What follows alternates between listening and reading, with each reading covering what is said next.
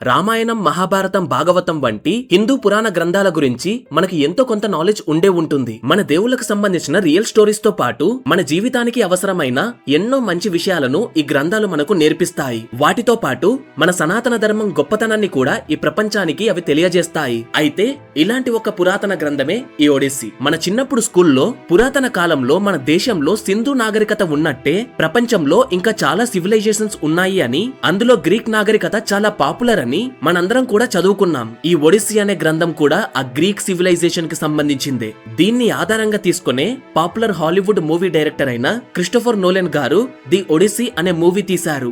దాదాపు $250 million budget తో నిర్మించిన ఈ మూవీ 2026 జూలై 17th రోజు వరల్డ్ వైడ్ గా రిలీజ్ అవుతుంది. జూలై 13th రోజు ముంబైలో కూడా దీనికి సంబంధించిన ప్రీమియర్స్ వేశారు. అండ్ ఈ ఈవెంట్ కి డైరెక్టర్ క్రిస్టోఫర్ నోలెన్ తో పాటు ఆ మూవీకి సంబంధించిన యాక్టర్స్ కూడా వచ్చారు. అందులో మనకి బాగా తెలిసిన spider man actor Tom Holland గారు కూడా ఉన్నారు. అతని మూవీలో హీరో కొడుకు టెలిమాచెస్ అనే క్యారెక్టర్ చేస్తున్నాడు. మ్యాట్ డామెన్ హీరో అడిసియస్ క్యారెక్టర్ చేస్తున్నాడు. అయితే అసలు ఈ మూవీలో ఏముంది? జనరల్ గా మన దగ్గర క్రిస్టోఫర్ నోలెన్ పై ఒక చెడ్డ పేరుంది. అదేంటి? అతను తీసిన ఏ సినిమా అయినా సరే ఒక్కసారి గనక మనం చూస్తే అది మనకు అర్థం అవ్వదు. అలా అయినా సరే ఆయన మూవీస్ కి వరల్డ్ వైడ్ క్రేజ్ ఉంది. సో ఈ మూవీ మీకు బాగా అర్థం అవ్వడానికి ది ఒడిస్సీ అనే గ్రంథంలో ఉన్న రియల్ స్టోరీని మీకు ఇప్పుడు ఎక్స్ప్లెయిన్ చేయబోతున్నాను. సో మీకు ఈ పురాణ గ్రంథం గురించి ఏమీ తెలియదు కాబట్టి ఒకసారి ఈ వీడియో చూసిన తర్వాత మూవీ చూస్తే మీకు చాలా క్లియర్ గా అర్థమవుతుంది. సో అందుకోసమే ఈ వీడియోని స్కిప్ చేయకుండా ఈ వీడియోని పూర్తిగా చూడండి. అండ్ ఈ వీడియో చాలా ఇంట్రెస్టింగ్ గా కూడా ఉంటుంది. So guys, let's get into the video. Video start చేసే ముందు మీ అందరికీ ఒక విషయం చెప్పాలి. ప్రపంచంలోనే వేరే దేశాలకు సంబంధించిన పురాతన గ్రంథాలు అంటే అందరికీ క్రిస్టియానిటీయే గుర్తొస్తుంది. అండ్ అందరూ కూడా క్రిస్టియానిటీ గురించే అని అనుకుంటారు. కానీ దీనికి క్రిస్టియానిటీకి అసలు సంబంధమే లేదు. ఎందుకంటే ఈ కథ జరిగినప్పటికీ ఇంకా జీసస్ కూడా పుట్టలేదు. ది ఒడిస్సీ అనే గ్రంథం 850 BCE టు 750 BCE మధ్య కాలంలో, అంటే దాదాపు 3000 సంవత్సరాల క్రితం అప్పటి గ్రీక్ రచయిత హోమెర్ అనే వ్యక్తి రాశాడు. అప్పట్లో గ్రీక్ దేశానికి అండ్ అలాగే ఇటలీలోని ట్రాయ్ అనే రాజ్యానికి మధ్యలో ట్రోజన్ అనే ఒక వార్ జరిగింది. ఈ యుద్ధం ముగిసిన తర్వాత ఒడిసియస్ అనే రాజు తిరిగి వాళ్ళ ఇంటికి ఎలా వెళ్లాడు అనేదే ఈ ఒడిస్సీ యొక్క స్టోరీ. దారి మధ్యలో అతను చాలా రకాల ప్రాబ్లమ్స్ ఎదుర్కొన్నాడు. అండ్ కొంతమంది దేవుళ్ళు అతనికి సహాయం చేస్తారు. అండ్ ఇంకొంతమంది దేవుళ్ళు మాత్రం అతన్ని ఇబ్బంది పెట్టడానికి ట్రై చేస్తారు. కానీ ఇప్పుడు నేను మీకు ఆ యుద్ధం జరగడానికంటే ముందు నుండి ఫుల్ స్టోరీని ఎక్స్ప్లెయిన్ చేస్తాను. చాలా ఇంట్రెస్టింగ్ గా ఉంటుంది. ఇక స్టార్ట్ చేస్తున్నా. 1300 BCE నుండి 1200 BCE మధ్య కాలంలో గ్రీస్ దేశంలో స్పార్టా అనే ఒక చిన్న రాజ్యం ఉండేది. దాన్ని టైండరియస్ అనే ఒక రాజు పరిపాలిస్తుండేవాడు. అతని కూతురే హెలెన్. ఆ రోజుల్లో ప్రపంచంలోనే అత్యంత అందగత్తె. ప్రపంచంలోని రాజులు ఆమెను ఒక్కసారైనా చూస్తే చాలు అని అనుకునేవారంట. అలాంటి అమ్మాయికి పెళ్లి చేయడానికి ఆమె తండ్రి స్వయంవరాన్ని ఏర్పాటు చేశాడు. ఈ స్వయంవరానికి ప్రపంచం నలుమూలల నుండి చాలా మంది రాజులు వెళ్లారు. అందులో మన హీరో ఒడిసియస్ కూడా ఉన్నాడు. అయితే అంతమంది రాజులను చూసి హెలెన్ తండ్రికి ఒక భయం మొదలైంది. ఇంతమంది రాజుల్లో ఎవరో ఒక్కరిని మాత్రమే నా కూతురు పెళ్లి చేసుకుంటుంది కదా, దానివల్ల మిగిలిన రాజులంతా దాన్ని అవమానంగా ఫీల్ అవుతే వాళ్ళంతా నా కూతుర్ని అండ్ అల్లుడిని ఏదైనా చేస్తే ఎలా అని అతను భయభ్రాంతులకు గురయ్యాడు.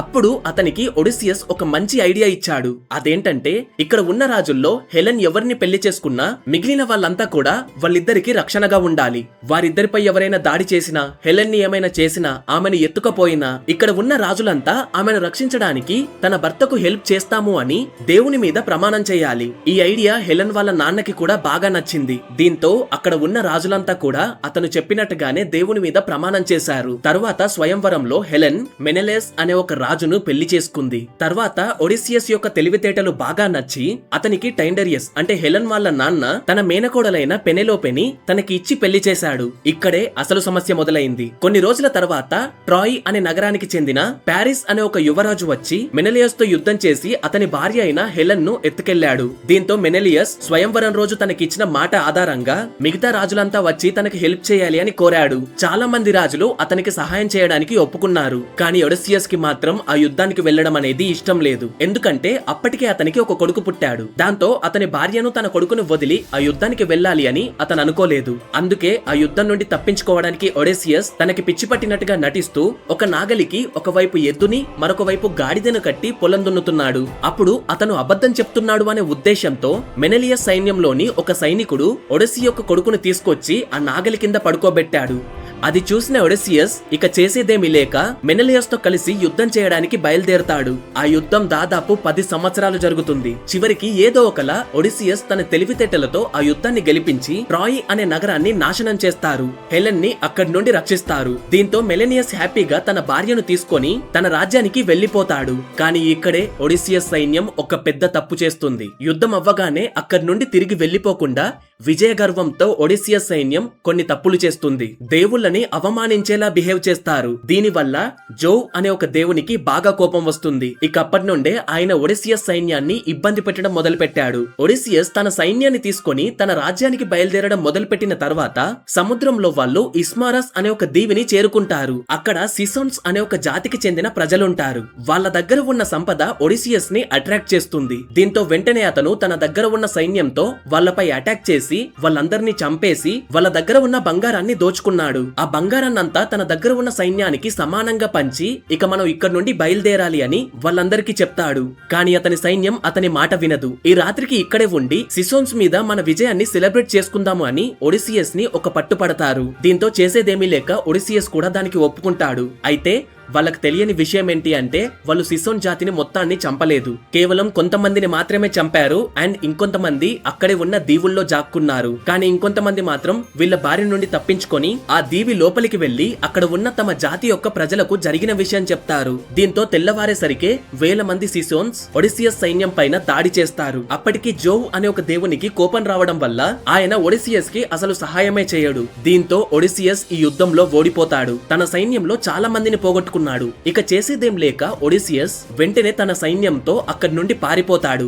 అయితే షిప్స్ లో సముద్రంలోకి వచ్చినా సరే అక్కడ కూడా జోవ్ అనే దేవుడు వాళ్ళని ఇబ్బంది పెడతాడు. నల్లని మేఘాలతో సముద్రంలో ఒక పెద్ద తుఫానుని క్రియేట్ చేస్తాడు. ఆ మేఘాల వల్ల పట్టపగలే రాత్రైనట్టుగా కనిపిస్తుంది. ఆ తుఫాను వల్ల ఒడిసియస్ సైనికులు 10 రోజుల పాటు సముద్రంలో చాలా దూరానికి కొట్టుకుపోతారు. చివరికి 10వ రోజు లోటస్ ఐలాండ్ కి చేరుకుంటారు. అక్కడే లోటస్ ఈటర్స్ అనే జాతి ప్రజలుంటారు. వాళ్ళు ఒక రకమైన తామర పువ్వులను తింటూ జీవిస్తారు. అయితే ఆ పువ్వుల్లో ఒక రకమైన మత్తు పదార్థం ఉంటుంది అని, వాటిని తిన్న వెంటనే వాళ్ళు గతాన్ని మర్చిపోతారు అని, అలా అయితే ఆ దీవి నుండి బయటపడలేరు అని తెలుసుకున్న ఒడిసియస్ తన సైన్యంలో ఎవరు కూడా ఆ పువ్వులను తినకుండా జాగ్రత్త తీసుకున్నాడు. వెంటనే తన సైన్యాన్ని తీసుకొని అక్కడి నుండి బయలుదేరాడు. తర్వాత అక్కడి నుండి వాళ్ళంతా కూడా ఇంకొక డేంజరస్ ఐలాండ్ కి వెళ్తారు. ఇదే ఈ స్టోరీకి టర్నింగ్ పాయింట్. ఎందుకంటే అక్కడ సైక్లోప్స్ అనే జాతికి చెందిన రాక్షసులు ఉంటారు.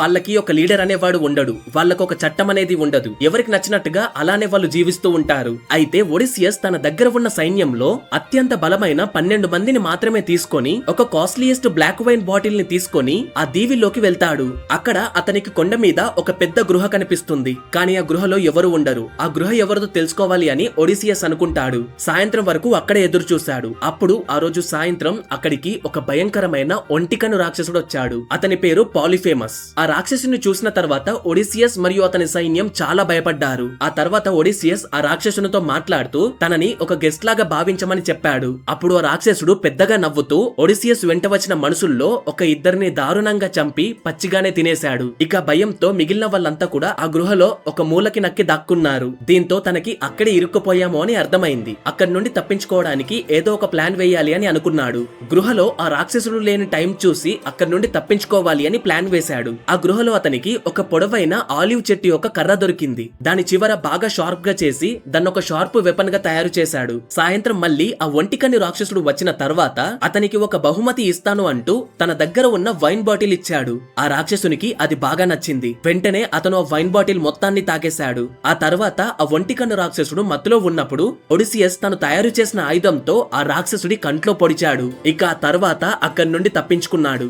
అక్కడి నుండి తప్పించుకొని వెళ్ళినప్పుడు ఆ రాక్షసుని ఓడించాను అన్న గర్వంతో నీ కంటిలో ఎవరు పొడిచారు అని గనక ఎవరైనా నిన్ను అడిగితే కింగ్ ఒడిసియస్ పొడిచాడు అని వాళ్ళకి చెప్పు అని అన్నాడు. అది విన్న ఒంటికన్ను రాక్షసుడు పెద్దగా ఏడుస్తూ తన తండ్రి అయిన సముద్రదేవుణ్ణి పిలిచి ఒడిసియస్ నా కంట్లో పొడిచినందుకు అతన్ని శిక్షించు. అతను ఇక ఎప్పటికీ తన ఇంటికి వెళ్ళకూడదు. ఒకవేళ వెళ్ళినా సరే అతను రకరకాల ఇబ్బందులు పడుతూ ఎప్పటికో తన ఇంటికి చేరుకోవాలి అని చెప్పాడు. దీంతో సముద్రదేవుడు నెప్ట్యూన్ కూడా ఒడిసియస్ ని ఇబ్బంది పెట్టడం మొదలు పెట్టాడు. తర్వాత వాళ్ళు అక్కడి నుండి సముద్రంలో ఎలాగో ఒకలాగా ఎయిలోస్ దేశానికి చేరుకున్నారు. ఎయిలోస్ అంటే గ్రీస్ వాళ్ళకి వాయుదేవుడు. ఆయన ఒడిసియస్ ఒడిసియస్ ని బాగా రిసీవ్ చేసుకున్నాడు. ఒడిసియస్ ని తన దగ్గర నెల రోజులు ఉంచుకున్నాడు. ఈ సందర్భంలో ట్రాయ్ యుద్ధం గురించి ఒడిసియస్ ని అన్ని విషయాలు అడిగి తెలుసుకున్నాడు. ఆ తర్వాత ఒడిసియస్ అక్కడి నుండి బయలుదేరుతున్నప్పుడు తనకి సహాయం చేయమని ఎయిలోస్ ని ఒడిసియస్ అడిగాడు. అప్పుడు ఆయన వాయుదేవుడు కాబట్టి సముద్రం మీద ఉన్న గాలి మొత్తాన్ని ఒక తోలు సంచిలో బంధించి దాన్ని ఒక వెండి తాడుతో కట్టి అతనికి ఇచ్చాడు. ఒడిసియస్ తన ఇంటికి వెళ్లడానికి అవసరమైన గాలిని మాత్రమే బంధించకుండా వదిలేశాడు.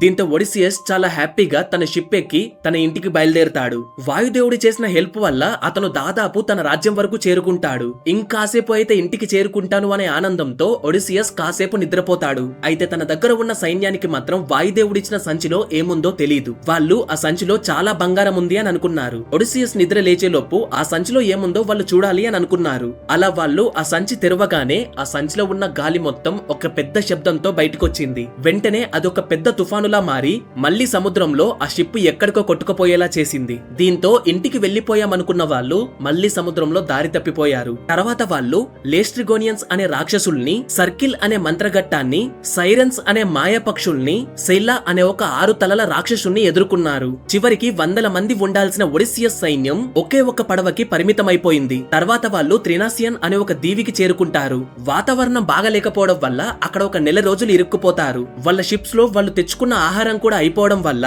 ఆకలితో అల్లాడిపోతారు. దీంతో ఒకరోజు ఒడిసియస్ నిద్రపోతున్న సమయంలో యూరిలికస్ అనే ఒక సైనికుడు మిగతా వాళ్ళను రెచ్చగొట్టి అక్కడ ఆ దీవుల్లో ఉన్న ఆవులను తినేలా చేస్తాడు. అయితే అవి సూర్య భగవానుడికి పవిత్రమైన ఆవులు కావడంతో ఆ విషయం తెలుసుకున్న సూర్య భగవానుడైన హైపెరియన్ కి విపరీతమైన కోపం వస్తుంది. దీంతో ఆయన తన ఆవులను చంపిన వాళ్ళను చంపకపోతే నేను పాతాళ లోకంలోకి వెళ్లిపోతాను అంటూ జోవ్ అనే దేవుడితో చెప్తాడు. అప్పుడు జోవ్ అనే దేవుడు వాళ్ళంతా తిరిగి ఆ పడవలో బయలుదేరుతున్న సమయంలో ఆ పడవ మీద ఒక పెద్ద పిడుగు పడేలా చేస్తాడు. దీంతో ఆ పిడుగు వల్ల వాళ్ళు వెళ్తున్న పడవ ముక్కలు ముక్కలవుతుంది. అందులో ఉన్న వాళ్ళంతా కూడా సముద్రంలో మునిగిపోతారు. కానీ ఒడిసియస్ మాత్రం ఆ ఆవులను తినలేదు కాబట్టి ఆయనొక్కడు మాత్రమే ప్రాణాలతో మిగులుతాడు. అతను విరిగిపోయిన ఆ పడవ ముక్కను పట్టుకొని అలానే వెళ్తూ తన రాజ్యాన్ని చేరుకుంటాడు. ఇలా ఆయన ట్రాయ్ యుద్ధం గెలిచిన తర్వాత గర్వంతో దేవుళ్లను గౌరవించకపోవడం వల్ల ఇన్ని సమస్యలు ఎదుర్కోవాల్సి వచ్చింది. ఇది అసలైన ఒడిసీ స్టోరీ. యాక్చువల్లీ దీన్ని మైథాలజీ ఆర్ హిస్టరీ కూడా అనొచ్చు. యాక్చువల్లీ ఇది గ్రీక్ వాళ్ళ మైథాలజీ. దీనిపైన మీ ఒపీనియన్ ఏంటి? మీలో ఎవరైనా మూవీ చూసారా? ఒకవేళ చూసుంటే ఎలా ఉందో కింద కామెంట్ చేయండి. అయితే ఈ స్టోరీని చాలా షార్ట్ గా ఓన్లీ సమ్మరీ మాత్రమే చెప్పాను. ఒకవేళ దీన్ని క్లియర్ గా చెప్పాలి అంటే 10 ఎపిసోడ్స్ అవుతుంది. సో అంత చెప్పినా ఎవరు చూడరు కాబట్టి ఇలా చాలా చిన్న వీడియోగా చేశాము. ఈ వీడియో మీకు ఎలా అనిపించిందో కింద కామెంట్ చేయండి. ఖచ్చితంగా ఈ వీడియోని హైప్ చేయండి.